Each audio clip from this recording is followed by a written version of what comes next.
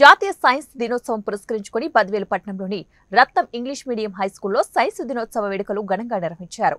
ఈ సందర్భంగా పాఠశాలలోని విద్యార్థులు తయారు చేసిన పలు రకాల సైన్స్ ప్రాజెక్టులను పాఠశాల కరెస్పాండెంట్ టి రత్నం, ప్రధాన ఉపాధ్యక్షుడు జి సుబ్బయ్య మరియు ఉపాధ్యాయులు సరోజమ్మ, అరుణ, రమాదేవి, రజియా, ప్రసన్న, కల్పన, జయమ్మ, జిలాని, వసంత, రమేష్, థామస్, తేజస్ మొదలగు వారు నమూనాలను పరిశీలించి విద్యార్థులను అభినందించారు.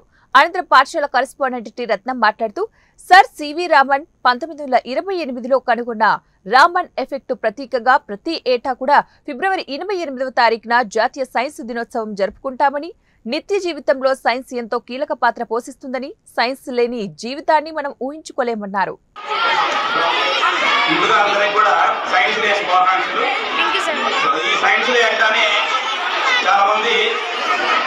సైన్స్ సంబంధించినటువంటి ప్రాజెక్టుల గురించి, ఏ వస్తువు ఎలా తయారు చేయాలనేసి వాటి గురించి ఎక్కువ శ్రద్ధ వహిస్తారు.